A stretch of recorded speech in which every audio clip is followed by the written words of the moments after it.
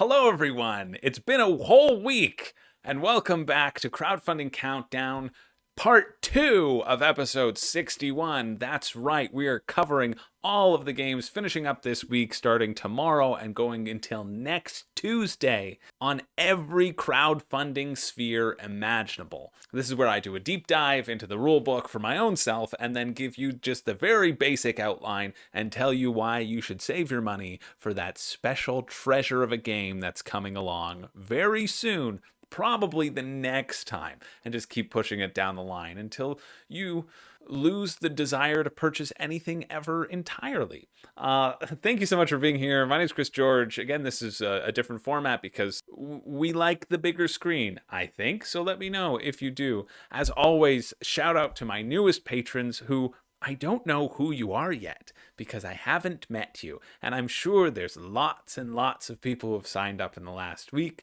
because you want to support the channel and honestly missed me because you only had one video last week. So I'm sure that's what happened. Either way, thank you to all of you who signed up, and you'll get your shout out in next episode. And thank you everybody for consistently staying with and supporting the channel.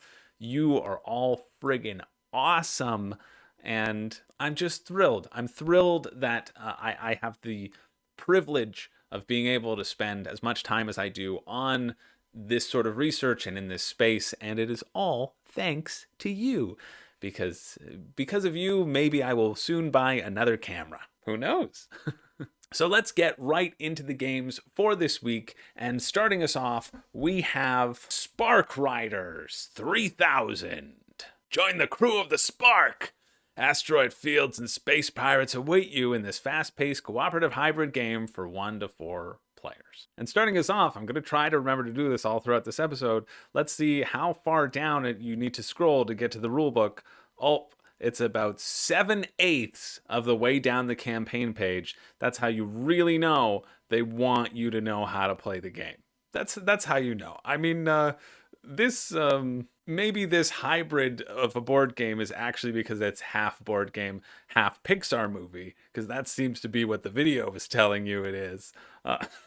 Because it takes you 2 minutes to actually get to something that resembles being helpful in terms of convincing you whether or not you should get it. And honestly, the game looks fairly fun.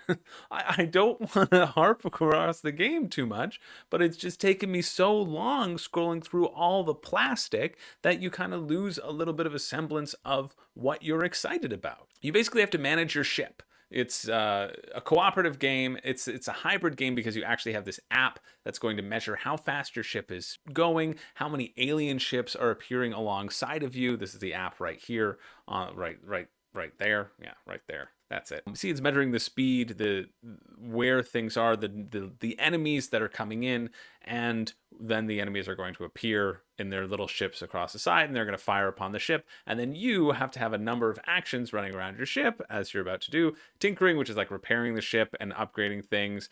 Piloting should be next. Come on. Yes. God damn, I'm good.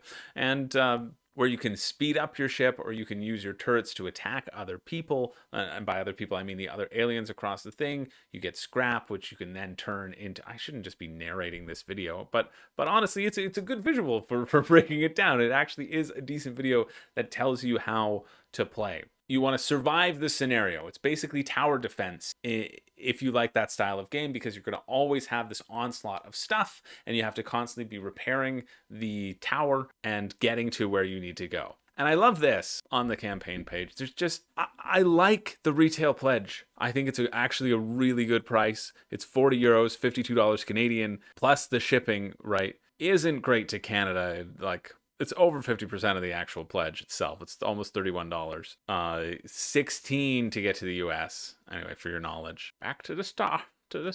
But I just really love on this campaign page that they're like, why should you back now? Well, you get the prosperity box for free with your pledge. Well, no, you don't. You only get the prosperity box if you pay for it in the commander pledge. You see the difference? Oh, rider box, commander box, and prosperity box. No prosperity box. I like just... Ugh.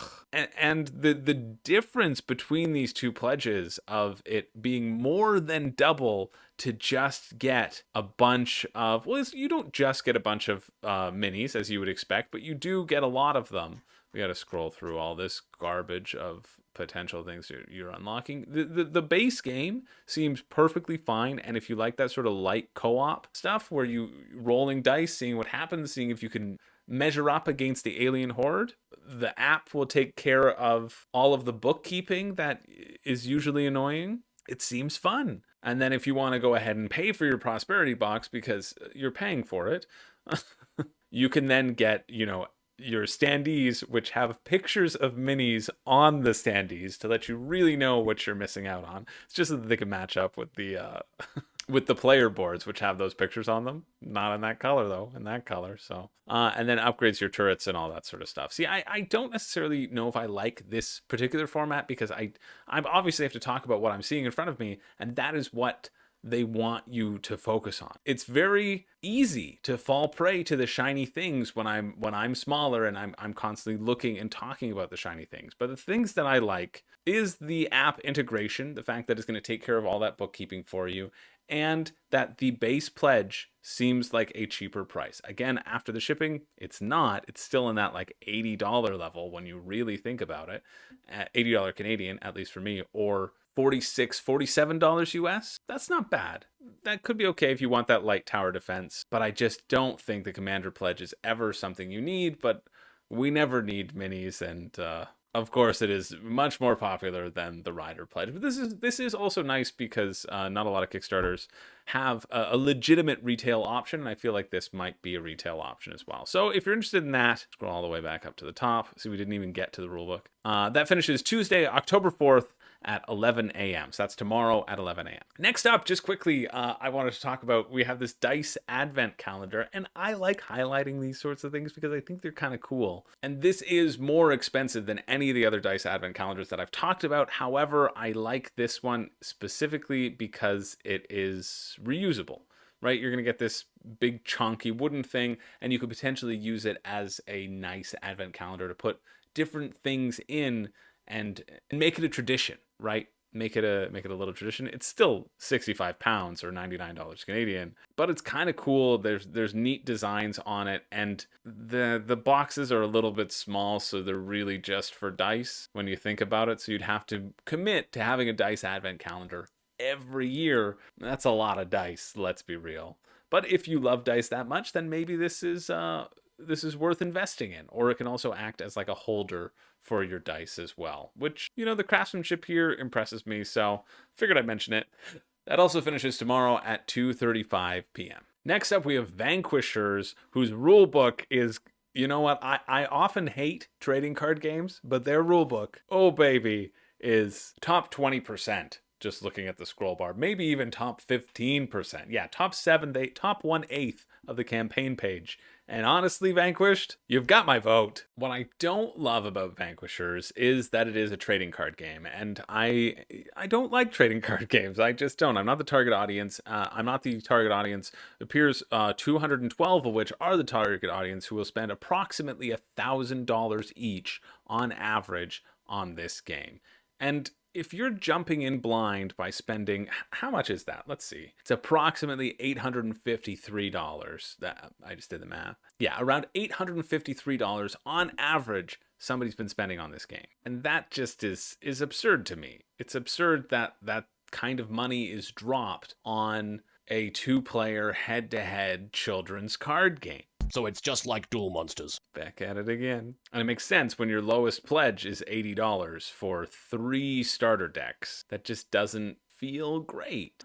They do claim that it is a unique game and a unique take on the genre. And basically that unique take is they're going to be sliding things underneath specific characters and items in order to build up energy, and then you can trigger their ability and V-trigger and flip your card over and become the ultra version of yourself. You go Super Saiyan, which is, hey, that's a fun mechanic. And it is kind of a neat system. I do like what they're doing here. This is the rulebook that I've switched to. Whereas most cards, they have this sort of mana curve.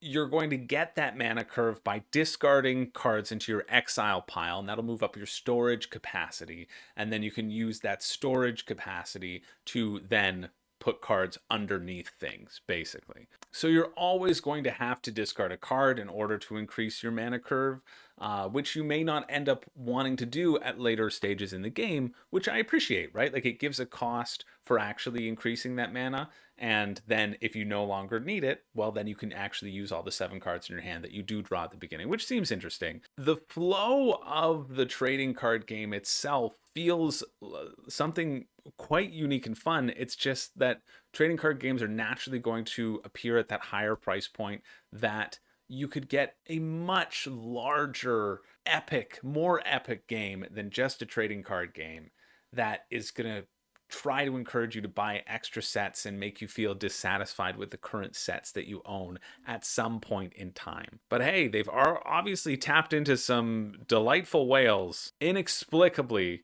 3 people have spent $10,000. So I would assume it's their own money being put in just to help boost the numbers, but they've already smashed their goals. So I'm assuming it's some rich friend who I'd love to be introduced to. And if you make that connection, then I'll make Vanquishers my pick of the week. I'll sell out. 10K for a pick of the week, that's the going rate. If you want me to compromise, that's low. Honestly, that's too low for me to compromise on my authentic, hard-hitting opinions that I normally have. Anyway, if you're interested in that, that finishes tomorrow, October 4th at 7:01 p.m. Next up, we have Atlas Lost, Rise of the New Sovereigns. Discover old world technology and form a great community in a collapsed world. A Civilization board game by Tatsuka Chuo. Oh, I hope you're good. Now, it didn't feel like I had to scroll down too far, but it's still just over halfway down the page we actually get to the rulebook, and this one looks fun. You're going to start the game by picking 3 out of the 5 of the different tech trees. It's a civilization game. It says it's been inspired by Sid Meier's Civilization, Terraforming Mars, and Beyond the Sun. Feels like it's in good company there. It's by the designer, I just looked him up. He also did Ostia, which I covered on a previous episode of Crowdfunding Countdown some point in time, but I remember being really intrigued by that one. It had kind of a rondel mechanic. It reminded me a bit of Trajan, and this is also exciting to me that it's by the same designer because I remember it looking neat. So the comparisons to Beyond the Sun are dealing with these tech trees, and that you are going to start with 3 out of 5, and you're going to be able to mix and match these, which also excites me quite a bit, that you're going to have this already variable setup with significant variabilities, because as you move along these different tech trees, you get access to different abilities and different ways to push your civilization forward. You're trying to rebuild your civilization with technology from the old or the olden days. So it's first person to 30 points wins. And again, even with the setup, you're going to have these different tech tiles, and some of them will be moved back. So you have this so much variability already baked into the game, and that sort of thing makes me excited. That makes me see the immediate longevity of the system, and the fact that there will be different combinations that you have to solve every time is pretty cool.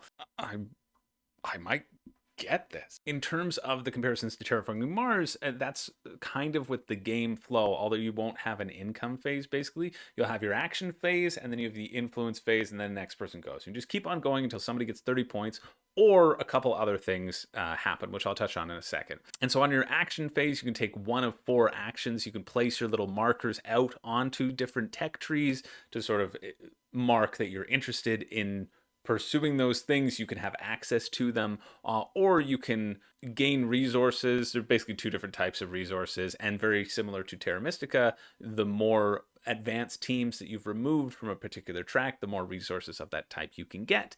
And then you can also activate the action of a tech tree that you're currently on by paying the cost. That's basically the general overview of the game. For a game that says it's based off of Civilization, Terraforming Mars, etc., have a rulebook that's only 12 pages. Well, it's 16, but 12 pages virtually feels pretty good. Then there's also different cards that you can get, because every time you place person in a tech tree, you get to draw some cards. Draw 2, keep 1, basically. And then you have your influence phase, where you can pay stuff to move along this influence track, or this initiative track. And you can win by 3 ways. Have 30 points, 30 tech points, TPs, as they're now called. Clearly they're from the future. Back in my day, TP was what you threw over the neighbor's tree into Halloween. I don't know who that was. But it's me. It's just me. Or you can have an influence victory if you manage to get all the way to the end of the influence track, so that encourages you to keep on paying to move along that track. Or maybe you don't pay it. Maybe you keep those resources to invest in getting more technology points, which is cool. And then you can also have an immediate victory if you get all 4 initiative tiles, which means like you're the highest in all 3 tech trees and on the influence track. Honestly, it looks really good. It looks really good, and $64 US. Or you can get the campaign expansion and all the stretch goals. There's applicable stretch goals, right? There's some. Let's take a look at those. What's in the box? I don't think I should look at what's in the box because I think I might get too interested. You get double layered player boards. Oh no. See, this is bad. Usually I can just say, yeah, it looks good, but shipping is expensive, blah, blah, blah. But then when you get into the weeds, like I've always been saying, about the great stuff that you get, it gets exciting. Now, like realistically, you're just getting a bunch of tokens, right? That little tiles that you're going to put on the tech tree board, and the tree boards aren't double layered. It's only the player boards that are double layered. No, maybe it's all double layered. Oh no. And then there's a solo mode, and then there's in the campaign mode you get special tokens. Honestly, campaign mode doesn't draw me in whatsoever. The actual loop of the game feels fun to me though. I'm happy the campaign mode exists because that kind of dampened my enthusiasm. So it's 64 or it's 89, right? But if you like campaign modes, an extra $25. Jeez, who am I? This is bad.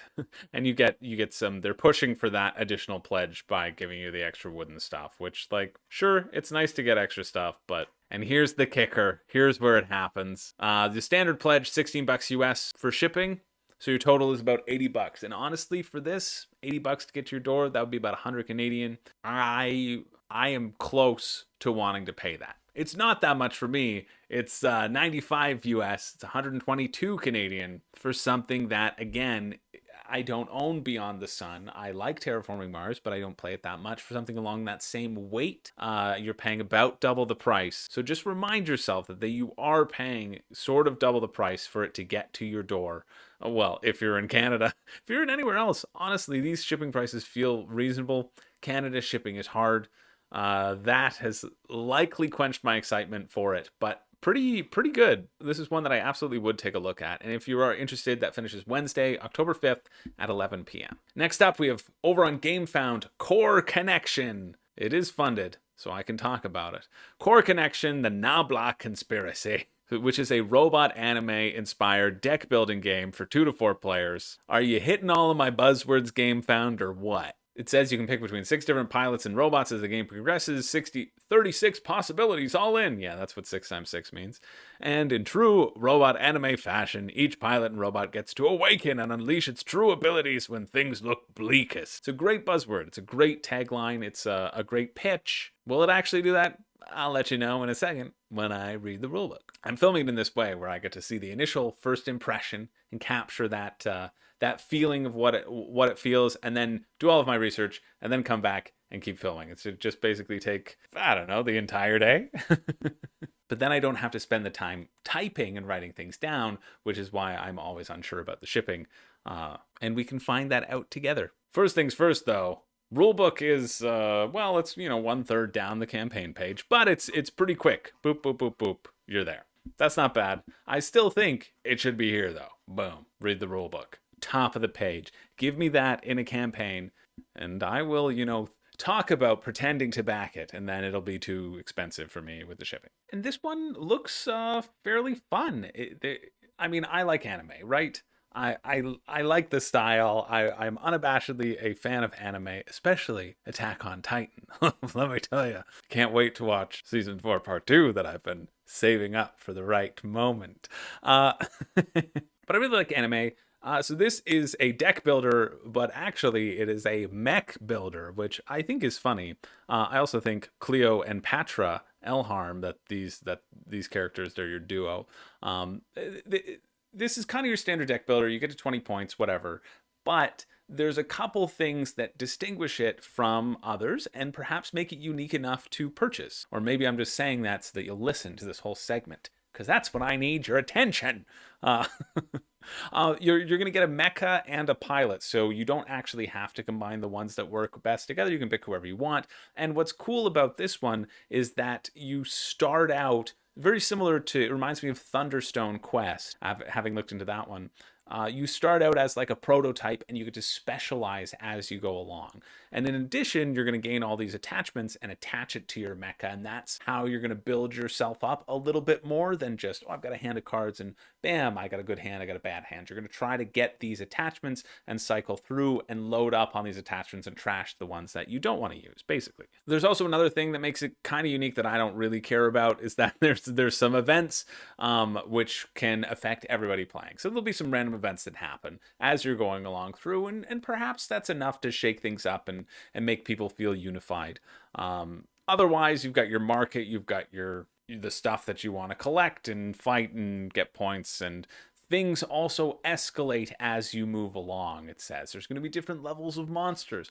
Honestly, the video that they have right here is a really good one. They cover a lot of stuff that you need to know in terms of why it might be unique, and kind of shows off the art style. And then the rulebook's okay. It's honestly a bit long. This one is coming in at $40 US, so $54 Canadian. And then shipping is, again, $10 to get to Canada. So I'm looking at $64 Canadian for a fairly simple and light mech builder. There's not a lot of cards to, I feel, warrant that extended price point. When you look at it, when you look at the components, it's really just 52 cards. That's not a lot. Remember, you're cycling the attachments and not actually cycling through things in your deck, but you're cycling through things in your mech. It's like Flopsy and Mopsy all over again. So it seems very intriguing to me, but I also think it's a bit too expensive for what it is. But if you're interested in that, it finishes October 6th at 6 p.m., which is a Thursday.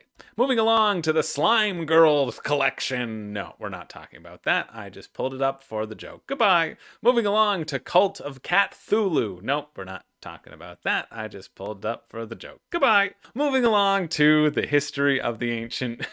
Actually, no, I'm just kidding. Cult of Cathulu is a legitimate game, he says with a question mark. But this one's interesting because it's a hidden role game where the teams aren't supremely divided. And you're going to get 2 cards as well. Something like Witch Hunt is what it reminds me of, that you're going to have an ability and an alignment. You're going to be either an investigator or a cultist or a catist. And in this one, the investigators are colored red, so they're the bad people. They get to know who each other are. They're the ones who get to open their eyes in the night and see who all the other investigators are, and then close their eyes. What's also interesting is that these skill cards are face down, but the investigators will get to show each other all of their skill cards, which they say you have your eyes closed for 10 seconds. I don't know if you're going to be able to keep track of all that information as the investigators in those seconds. And the voting is interesting because once the time runs out or everybody's used their skill card to do various things, you say 3, 2, 1, vote, and you vote on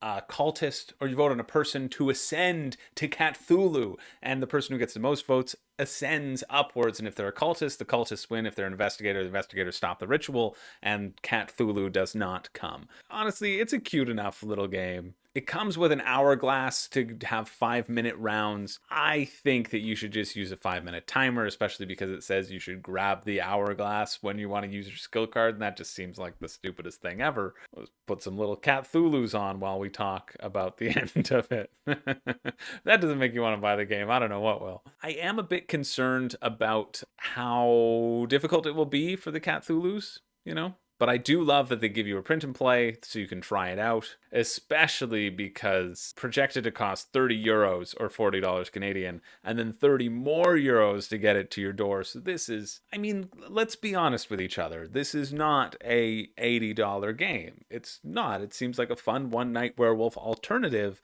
but it is certainly not an $80 game. But if you live in Europe and you want to pay 20 for... I don't think anybody should get this, honestly. The shipping is just too high. But I think if it interests you, you should absolutely get the print and play and print it out. It seems like a fun take on the social deduction genre. So if you're interested in that, it finishes Thursday, October 6th at 11:59 a.m. Actually before Core Connection, if anyone's keeping track of my mistake. Moving along to the History of the Ancient Seas, which is a highly interactive and epic civilization building game series in the ancient Mediterranean Sea, or at least it says. So the History of the Ancient Seas, or HATAS, if you're nasty, is a weird campaign. Honestly, I'm happy for them. They've just squeaked over the finish line. They're kind of really heavy on the civilization building, and it's going to be one of those games where you get to 10 points, you win. You build a port, you build these monuments, you want to move in, move your forces in, take over specific strongholds. You're going to have your choice of different actions that you can make. That was that wheel that just flashed up on the screen. Let's go back. You can choose to build, develop, right? These are the options that you can do, and you must take a certain number throughout your turn, and then you move on to the next one. The weird thing about this campaign is that it's actually 3 games, but the only difference, as far as I can tell right now, because honestly they haven't really shown me, their rulebooks don't really exist. Well, that's not true. We'll get to that in a second. The only difference is that there's different player counts and there's different maps. So one's for 2 players, one's for 3 players, and one's for 5 players. And the maps are supposedly to, I would assume, account for the different size of player counts. But if that's the only difference, it seems like this is a system that they're trying to implement here. Sorry, there's an optional rule for 4 players with the other one, so you can get 4 to 5 player count. But why not, if it's the same rule set and you're using basically the same boards for each one? I guess they're slightly different. They don't seem that different. Why are you just making someone choose what player count they should purchase it at? Maybe that's why they relaunched. Maybe they tried to combine it all in one and it flopped, and so they gave people the different options. Sure, maybe that's the way to do it to get it made, but it's just very strange. They also have the comprehensive rules in English, which are 4 pages long.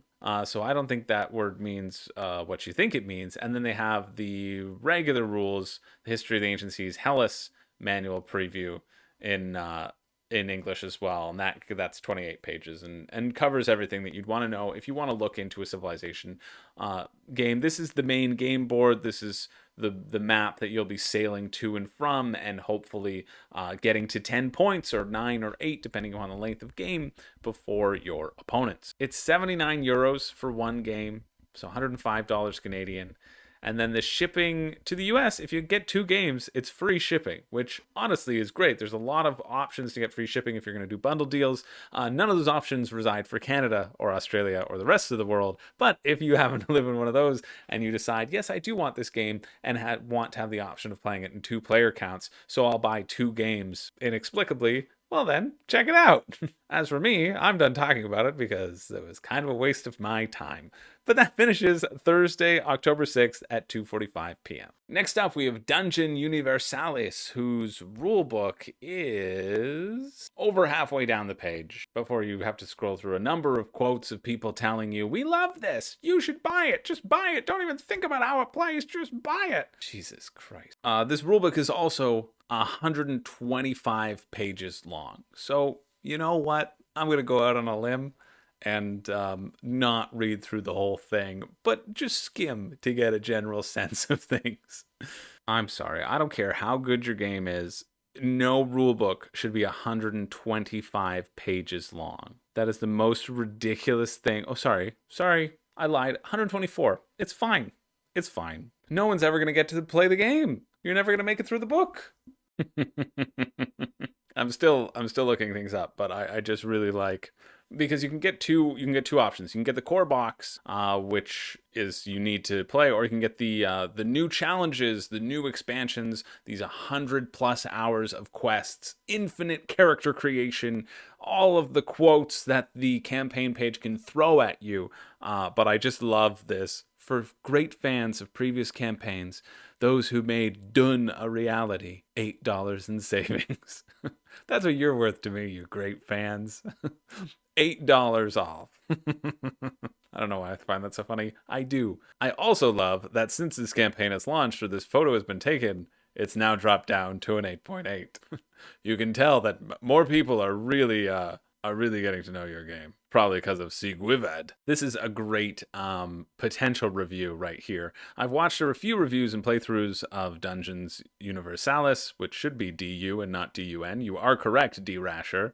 And I find it to be uncompromising and the glorious realization of a grand vision. That alone tempts me. However, in practice, I'm fairly confident that this game would vastly exceed my tolerance for roll to resolve, roll to see what happens to you, and roll modifiers. The more constrained crawler designs that dominate these days are probably more my speed. Dungeons of Infinity is probably as close as I can get to this ethos while maintaining my sanity. And I think that, at least from what I've been looking into it, I think that's the core of the game. There's going to be a lot of rolling in this game. There's going to be a lot of stat checks. There's going to be a lot of lore and a lot of reading and a lot of decision-making space to do. And if that interests you, well, you could get a 92-page campaign and quest book and a 64-page bestiary. And for 85 euros, you get that. You don't get the actual tiles to play the game on.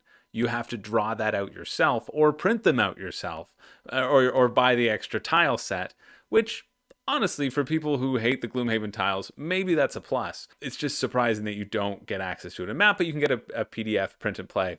I don't hate it. I do hate it a little, but I don't hate it as much as I expected to by saying you don't even get a board. That's how you could be bombastic or confrontational. You say you don't even get a board in this game.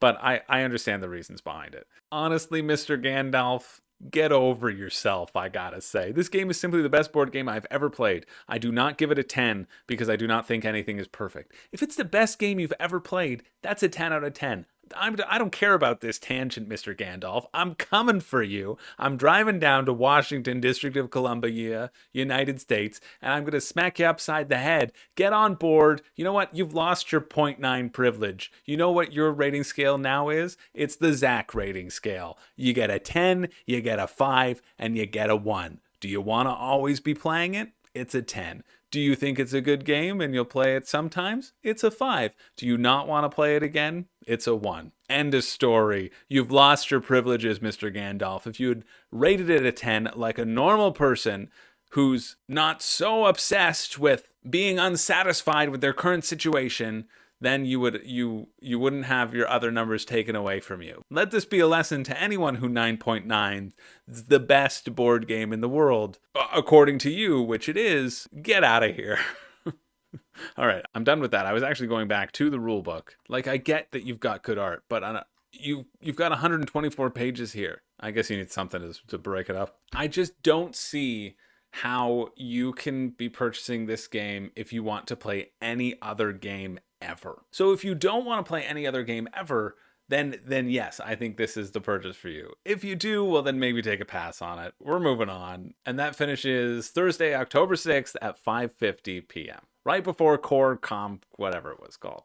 Next up, we have Kingdom Come Deliverance, which is watching a movie, the board game. No, we don't. They said they needed $100,000, and they actually needed 1.5 million euros. So that no longer exists, and that's why you wait until the final week, and you always leave a note. Guess we're on to the next one. Next up, over on GameFound, we have Pueblo, which is by Kramer Kiesling and Silly Jelly, the well-known trio.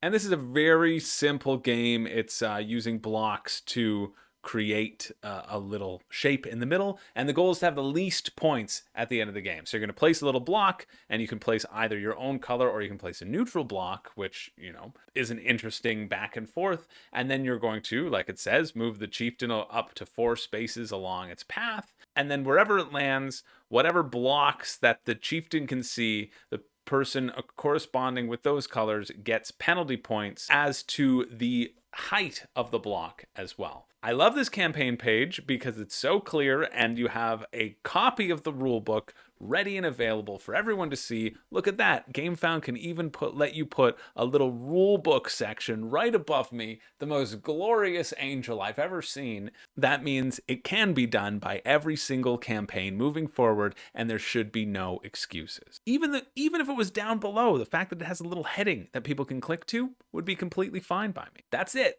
That's the game. That's all you need to talk about.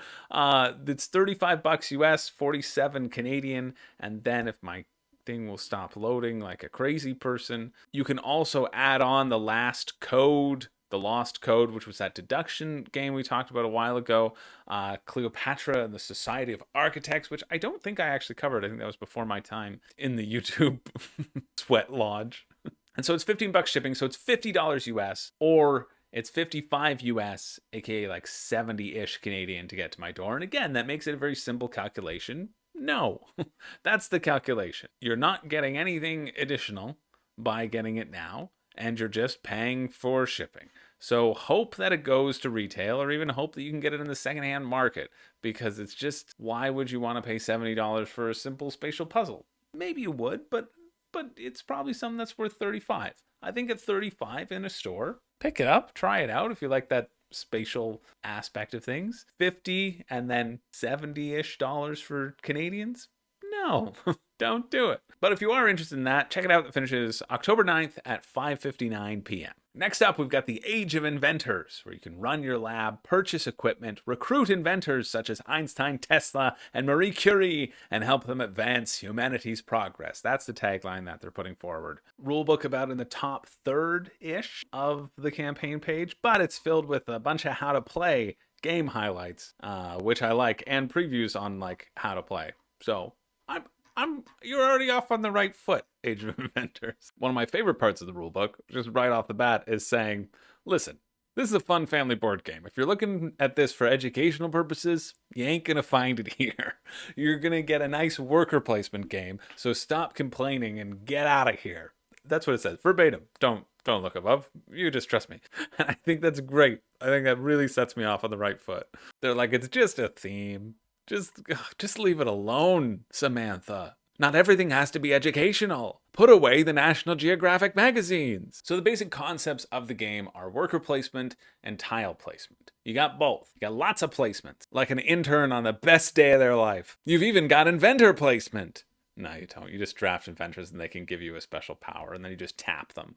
Basically, like you turn them, you say, I've activated their ability, and then you turn them back in every upkeep phase. Also, a fun part that I want to say before I forget is that each round you kind of get to vote yes or no on a breaking news segment, and these will be rules that apply to the game. And I like games that do this. I do. So I like you, Age of Inventors. I do. I can't help myself. The heart wants what it wants. All right, excuse me, are you the inventor of the heart valve? Because you make my heart work like it is. It has never worked before. But this one actually is a pretty pleasant surprise for me. It's a worker placement, tile placement game, like I said, and it feels like there's going to be almost an equal amount of distinction between the worker placement and the tile placement. Both are significant. You're going to have these 4 switches at the bottom. Well, that's gone. Let's go back to it. You're going to have these 4 switches at the bottom. These basically represent your actions, but they're fun in a fun switch way. And you're going to have these 4 lab assistants as well that you're going to be able to put out on various spaces on the board.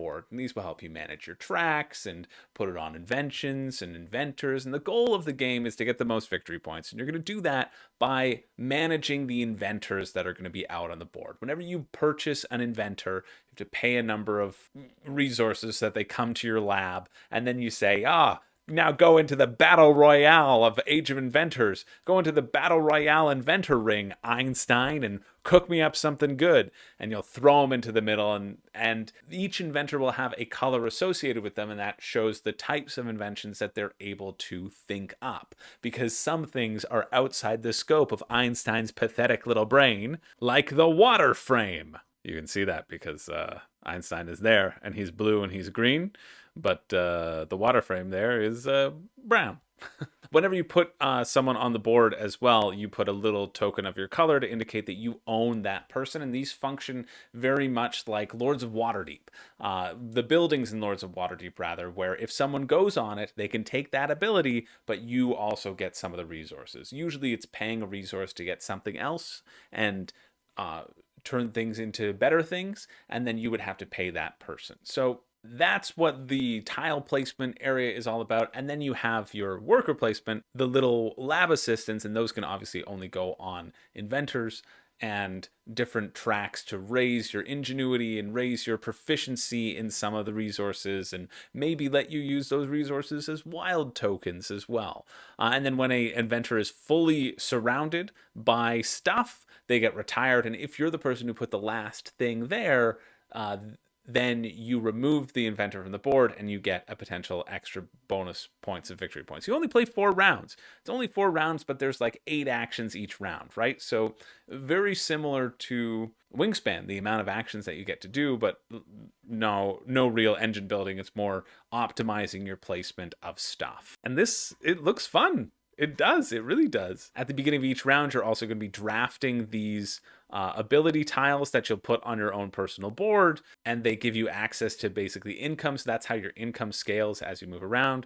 This is kind of like one of the tracks, the initiative track, basically, and the higher up you are at the end, the more points you're going to get. This is you recruiting the inventors and activating their ability each round. You always start with an inventor as well. And honestly, it's a good price. $49 US, $65 Canadian, or for $10 more, you can get the additional wooden components that they just don't show you. I don't like that they don't show you the difference of what's in the box, but these will be gems, just colored gems basically, and they won't be customized. And the customizing kind of looks okay. I like that it seems like there's a nice insert attached to it. Really, this one looks fun. If you're in the US, the total cost will be $65 after shipping, maybe $75. And then in Canada, if you're looking at just the base pledge, it's $70 US, maybe $80 US, maybe $100 Canadian. Again, showing that, I wanted this to be better. I really did. I wish there was sort of a cheaper way, but it's better to cover yourself in terms of ask for more and then people be hopefully happier down the line if it's less. I also think it's kind of dumb that these extra stretch goals, like one more inventor join us, it says specifically that the inventor core pledge, you don't get those stretch goals, which is something to look out for. Obviously you're going to opt for this $59, so really it's $60 US, maybe $90, maybe $122 Canadian after conversion for me. I just think it's a crappy thing to do just to make a fake pledge that no one's gonna get. Really, and nobody is getting because it's 11 backers. But other than that sort of little marketing blip, this one does look, it looks fun. It really does. So I guess check out your shipping. If you're in the US, it might be worth it. It apparently plays pretty quickly. You can bang out a game of 2 players very quickly, and then 4 players will take a little bit longer because you get more people to make decisions. But I like the flow of it. I'm bummed that it is so much to get to Canada. That's 2 this week that were potentials. I wonder which of the picks of the week are going to be. Anyway, that one finishes at Monday, October 10th, next Monday at 4:30 p.m. And that's it. That is it. That takes us up to Monday of next week. I was going to contemplate talking about some things on Tuesday, but you know what? I'm a little tired, and I think I'll leave that for next week, Chris's problem. So every week I do a pick for me and a pick for you. The pick for me being the one that I'm the most interested in. The pick for you, the one that I think that you will enjoy or that looks like a solid experience. And it should be no surprise. I think I just kind of talked about it. The pick for me is absolutely Atlas Lost. It looks really, really great. I'm going to have to revisit it, honestly, and contemplate getting it. I know it's in that really expensive price point, and I could just get Beyond the Sun for cheaper and likely get a tried and true game versus something new and shiny that won't arrive for, at least a year. And I tell myself that, but still, this one looks pretty cool. It looks unique. I love the variance of the tech trees, like I said, and it just looks like a lot of fun. I like Terraforming Mars. I like what the rulebook presents, and it seems fairly simple with a decent amount of depth, which are always games that I lean towards. I say fairly simple. The iconography is going to be annoying for sure, but other than that, yeah, it looks really fun. That's definitely my pick for me. I'm excited about Atlas Lost. But my pick for you, and it actually is a real thing, is going to be Age of Inventors as well. Let's skip this dumb part so you can see the component shots as we talk and get you frothing at the mouth. I think it's annoying about those 2 different pledge levels like we were just talking about. I think the shipping is potentially high, But that being said, I didn't even talk about that the two sides of your board are asymmetrical breakdowns, which I like as well. It's so easy to do in a worker placement where you just start with varying resources. It's because you start with varying resources and that's it. But yeah, I like the tile placement puzzle. I think this one looks neat. We'll play quickly, some fun decisions, and you're going to be getting a bunch of stuff, it feels, as the game progresses. So this one does look fun, and it is surprising. When I clicked on this, I thought, nobody's backing this. This looks like it's going to be a hunk of trash, but honestly, it looks pretty good. So I would recommend taking a look at that and seeing if you're interested. Probably a little bit on the pricier side too, but especially that $60 level and then an additional shipping, that feels like a lot for what it is, but hopefully the components will be chunky. They look chunky, but then again, that is like a computer visualization, so who knows? But yeah, Atlas Lost, pick for me, Age of Inventors, pick for you. Both seem cool. Both seem really cool. That being said, that's it for me. That's it for the week. Thanks so much for sticking around and hanging out. I appreciate it immensely, and let me know what's exciting for you. What have you just been getting? I know in the Discord, people have been talking about Chronicles of Drunagor shipping is announced, and a bunch of shipping notifications are being announced. I feel like there's a lot of games where the shipping is starting to happen, and these might be games that I've covered, so I'm really interested in hearing how these are starting to hit the table, and if they're exciting, if you played something good, all that sort of stuff. I appreciate you all being here. Remember, I didn't say this at the beginning, but remember that you can order with 10% off using the code SlipperyJim at Into the AM and get yourself some really nice quality t-shirts. I can talk about my love for them again because it's been a week since I went on that big long spiel, but I seriously mean it. They're good quality shirts, and I wouldn't lie to you. It benefits me zero amount lying to you. You saw how many that I've purchased of my own money, and you know how cheap I am. So that should be significant as to me coming back and being a repeat customer. And honestly, not getting them all at once and paying for the shipping each time really shows you that that I like them, that I'm a dumb idiot, but that I like them. So that's what I'm excited about. I'm excited for code SlipperyJim to keep on living, and I just want that to happen. They didn't pay me for 2 video spots. I just want the affiliate link to do well so that they come back and keep sending me more stuff and I get to talk about them more, because it is legitimately a company that I believe in and am happy to support. That's what this channel is all about, finding things that are good quality and decent price. And wow, that sounded like the friggin' pitch of the century. It's not, I swear, but anyway, let me know what you are excited about other than, the great 10% off that you can get at Into the AM. They're not even paying me for this. What are you doing, Chris? I can't help it. I love quality. Stop it. Thank you so much for being here. I really do cherish the time we spend together. I do.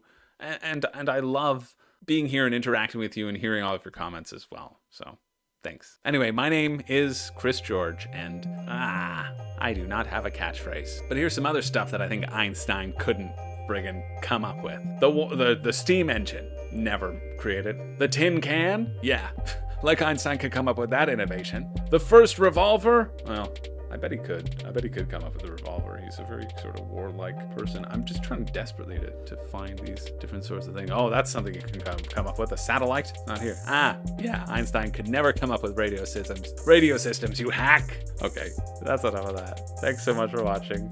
See you in the next one.